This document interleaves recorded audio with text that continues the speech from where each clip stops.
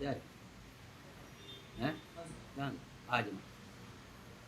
Bismillahir Rahmanir Rahim. Alhamdulillahi Rabbil Alamin wassalatu wassalamu ala sayyidil mursalin wa ala alihi wa sahbihi ajma'in, amma ba'd. Assalamu alaikum wa rahmatullahi ta'ala barakatuh. Tuko hapa ofisi kuu ya kitaifa Baraza la Maimamu na Wahubiri wa Kenya maarufu kwa jina la CIPK. Leo siku ya Jumamosi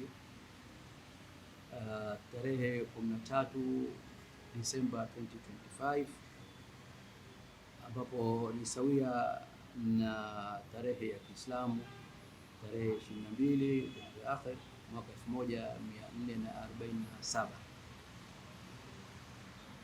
Tuko hapa kuwaeleza Waislamu wote Kenya nzima, kaunti 47, haya ambayo tutakayoeleza tuomba yawafikirie Wakenya Waislamu kwenye kaunti 47 ya nchi yetu ya Kenya, kwenye mambo ambayo yatakayotokea kuanzia tarehe 15 Jumatatu wiki hii hadi siku ya Ijumaa tarehe 19 Disemba 2025. Jambo gani ambalo litatokea kuanzia tarehe 15? Ni jambo ambalo ni lazima litokee kulingana na katiba ya Kenya ya 2010. Serikali wametoa ilani ya kwamba utakuwa na ushiriki wa umma au public participation kwenye masala ambayo mpaka sasa tutatuweke wazi ya kwamba haijakuwa ni kanuni, ni mswada, na mswada hawezi kuwa ni kanuni au ikawa ni kwenye kitengo cha kwenye katiba mpaka mwanzo yafanywe haya ambayo Jumatatu mpaka Ijumaa yatakao kufanywa. La kwanza.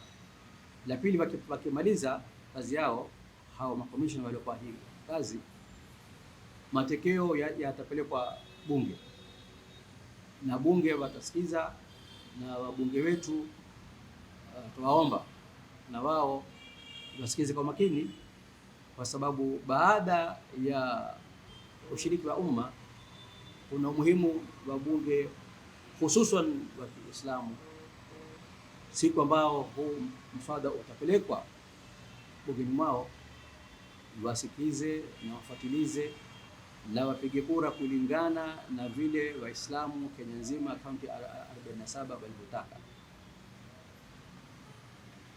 Haya yametokea kwa sababu baada ya kitendo kilichotokea mwaka wa 2023 mwezi wa 3, kaunti ya Kilifi, eneo la Shakahola, nyote mwakumbuka ya kwamba kwenye moja katika kanisa Wakenya takriban 400 walifariki kwa njia mbalimbali kwenye hilo kanisa la Shakahola, jimbo la Kilifi. Baada ya kitendo hicho, basi serikali wakaamua kwamba iko haja kuunda jopo la kufuatiliza vipi kuweza kuleta kanuni ambazo jambo kama lile lililotokea Shakahola halitotokea tena hapa Kenya. Ndio madhumuni ya kwanza hiyo. Serikali walipoweka jopo ambalo lilikuwa liliwekwa tarehe hilo jopo mwezi wa 5 mwaka wa 2023. Jopo hili ambalo liliwekwa na ofisi ya Rais, ikiwa mwakumbuka, ili jopo lilitembea maeneo 47, kaunti 47 au majimbo 47, lilitembea kutukua maoni kama hivi, ukija tutofanya nini maoni yao juu ya baada ya kitendo kama cha Chakaula kilichotokea, na napenda kuwafahamisha ya kwamba maeneo yote ya majimbo 47 walitoa maoni na halafu yakaungwa ile maoni yao yote, ikawa ni mswada ambao unaitwa mswada wa 2024. Sasa hii wiki inakuja tarehe 15 hadi tarehe 19 Disemba mwaka huu 2025, ndio mswada hawezi kwenda bunge kabisa mpaka mwanzo tena sisi wa Kenya tutoe maoni yetu juu ya huu mswada. Nimependa kuchukua nafasi hii kuwaeleza ya kwamba vyama vya Kiislamu ambavyo vilikutana kupitia mrengo wa Jamia Mosque Committee na mawakili wa Kiislamu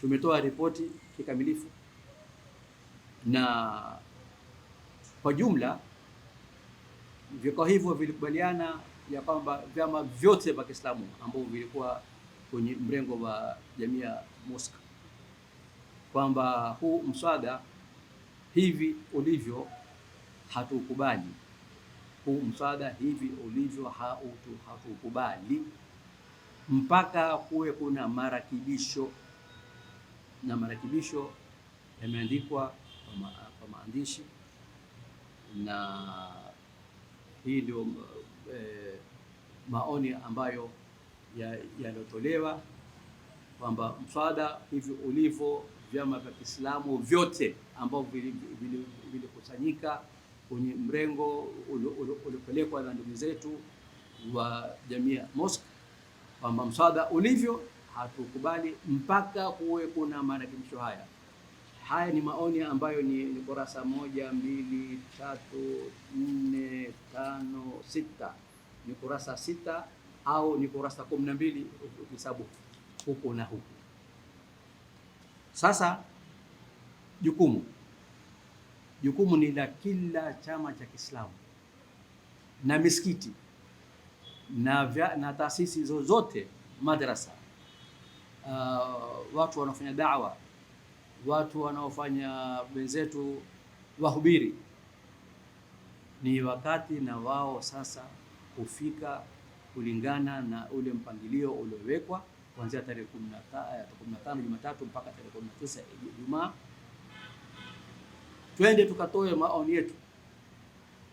Hapa tunataka tufahamishe uzuri sana, ikiwa wewe unaamua kwamba unaupinga huu mswada huu hivi ulivyo, tunakunasihi fanya bidii ufike eneo lako na tarehe yako ya pale unapoishi kwenye kaunti yako, uende ukasimame na useme mimi fulani bin fulani, chama changu fulani, sisi kama chama chetu tunapinga huu mswada kikamilifu.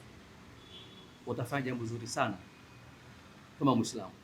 Lakini ikiwa utapinga, ndugu yangu, na ukae uzungumze kwenye misikiti au kwenye membari peke yake, haitasaidia kwamba umekuwa utangia kwenye intansurullah yansurkum mpaka uende kwenye maeneo ambayo ni lazima idadi ipatikaniwe. Hapa ni masala ya kwamba maoni ya wananchi ni wangapi wanasema kwa mswada ulivyo wanataka. Sisi Waislamu tumesema sote Waislamu hatutaki. Kundi la pili ni sisi ambao Waislamu tunasema, na vile vyama vilioungana na Jamia Mosque, kwamba mswada tunataka uende na marakibisho yetu ambao nimesema ndani yake kuna kurasa 12. Marakibisho yafanywe kulingana na hizo kurasa 12. Iwapo itafanywa marakibisho haya, basi sisi tuliokusanyana upande wa Jamia Mosque tutakubaliana na hili jambo. Wale watatu ambao wasema hawataki kabisa, tuambia na wao pia wajitokeze, waje kwenye maeneo yao na waseme ya kwamba huu mswada ulivyo hatutaki, na tunataka vile vile kulingana na katiba kama inavyosema kifungu cha katiba 2010 article 32, uhuru wa kuabudu basi. Lakini ndugu yangu, uje kwenye ukumbi, mfano Mombasa County ni Tonoka Hall saa 3 mpaka saa 7, uje pale usimame, na hii italeta faida kubwa kwa upande wa Waislamu na kutoa maoni kama Waislamu wa Kenya. Nafikiri narejelea tena mara mwisho, mswada haujakuwa ni sharia wala ni law, haujakuwa mpaka leo, wala hautakuwa mpaka maoni yetu yatukuliwe, yakusanywe, yapelekwe bunge wapasishe, ndio rais amue kutia sahihi au la. Wabunge na wao wana jukumu kubwa sana kwenye masala ya kulinda haki za Waislamu kwenye masala ya huu mswada. Hayo ndio maoni kwa tutaka tutoe kwa niaba ya ndugu zetu wote waliokusanyana kikao cha Jamia Mosque na mawakili wa Kiislamu, kwamba Waislamu kaunti 47 tutoke kwa wingi. Nimesema, na kwa wale ambao hawakusikia kwa mara ya kwanza, ni taasisi za Kiislamu, ni misikiti, ni madrasa, ni vikundi vya dawa, ni vikundi ambao wenyewe wajita wahubiri wote, hata ambaye wewe hukuna chama watakutoa maoni, utaruhusiwa siku hiyo kuja kutoa maoni yako na yataandikwa. Kutokwenda, ndugu zangu Waislamu, ni hasara kwetu sisi na hasara kwa Uislamu. Kwenda na ukasema utakalo kusema, utakuwa umeweza kuinusuru Uislamu. Shukran wa jazakumullah khairan. Nampa nafasi organizing secretary wetu wa kitaifa Sheikh Khalifa Muhammad, ni yeye aongeze yake inshallah.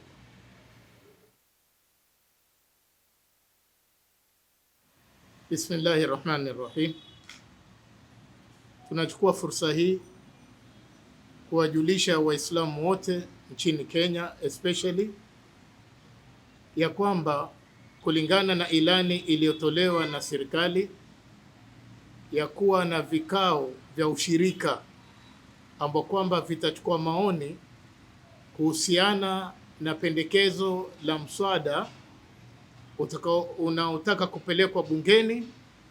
Mswada huu unazungumzia habari ya dini, ima iwe ni dini ya Kiislamu ama Kristo au Hindu au dini yoyote ile. Mswada huu unataja misikiti, unataja makanisa, unataja vyama vyovyote vile vinavyohusiana na mambo ya dini. Hili ni jambo zito na ni jambo muhimu kwa taifa letu la Kenya, kama vile Article 32 ambapo kwamba inatupa nafasi na uhuru wa kuabudu. Nafasi hii hawakutupa kisawasawa wale waliokaa kupanga hivi vikao. Hebu angalia kutesa watu. Kikao kitakachofanyika tarehe 17 Mombasa kitajumuisha kaunti ya Kwale na kaunti ya Taveta. Kikao kitakachofanyika Kilifi County kitajumuisha kaunti ya Lamu na Tana River. Kikao kitakachofanyika Garissa kitajumuisha kaunti ya Wajir na kaunti ya Mandera. Kikao kitakachofanyika Eldoret itahusisha Nandi, Kapsabet, Kitale na kadhalika. Kitakachofanyika Nakuru kitakusanya Baringo na kwengineko. Kikao kitakachofanyika Isiolo kitachanganya Marsabit pamoja na Samburu. Hii si haki, ni kuwatesa wananchi na kuwafanya wananchi washindwe kufika katika kaunti ambazo kwamba sio zao. Ilikuwa kisawasawa, Kenya ni kaunti 47. Ilikuwa hii kamati iliyochaguliwa na serikali ya wabunge ilikuwa wazunguke katika kaunti 47 wachukue maoni. Leo kati ya kaunti 47 wao watakwenda katika kaunti 12, hawa wengine wakusanywe. Mfano Mount Kenya, kikao kitakachofanyika Nyeri, Kirinyaga, Murang'a, halafu na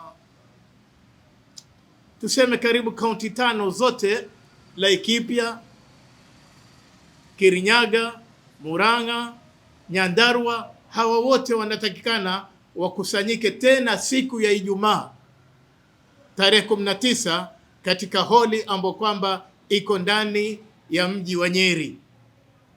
Embu wao, Tharaka Nithi na Meru wawe watakutana wapi? Embu. Tunaambia waliopanga si haki. Mumewanyima wa Kenya fursa yao ya kuweza kutoa maoni, kwa sababu mumezitenga kaunti nyingine. Katika kaunti 47 vikao vitafanyika katika kaunti 12 peke yake. Lakini tunawaambia wafuasi wa Kiislamu, hili jambo ni muhimu, hili jambo lina umuhimu sana.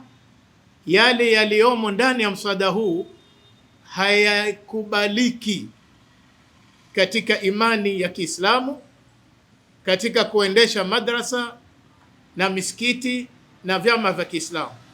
Twawaomba wajitolee kwa hali na mali, wahakikishe zile kaunti ambao kwamba zitakuwa zikifanyika vikao wahudhurie, ili waweze kutoa yale maoni yao, waseme ndio, sisi mswada huu hatukubali, wafike. Haya malalamishi mengine pia tutapeleka kwa serikali. Kwa nini kufika kaunti 12 peke yake, na ile hali Kenya ina kaunti 47? Hiyo ni kinyume na katiba na pia ni kinyume na haki za wananchi wa Kenya. Katiba yetu kifungu cha kwanza kinaeleza Kenya kutambua kuweko kwa Mwenyezi Mungu. Bimaana kuweko kwa Mwenyezi Mungu ni kufuata maamrisho ya Mungu katika dini yake. Kwa hivyo hili jambo lina muhimu. Tafadhalini walimu wa madrasa, wazazi, hili ni kila ambapo kwamba mfuasi wa Kiislamu afike katika hizo kaunti tulizozitaja, na hili jambo lina umuhimu, kuanzia waandishi wa habari Waislamu, kuanzia walimu, maamuma, kila mtu afike katika vituo hivyo, atoe maoni ya kwamba yale yaliyomo katika mapendekezo haya hayaridhishi Waislamu. Salamu.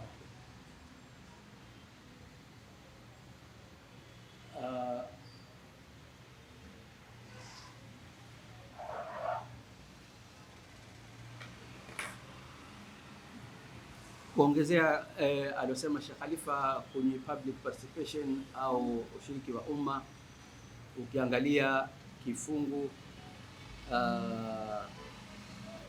kwenye National Values and Principle of Governance in Article 10 inaeleza wazi ya kwamba sovereign power of the people at both levels of government, public participation is one of the key national values. Hii masala ya ushiriki wa umma ni masala ya kwamba si serikali kuu peke yake, ni pamoja na hata serikali za ugatuzi kwenye county ni lazima. Therefore alivyoeleza Sheikh Khalifa, mumeelewa ya kwamba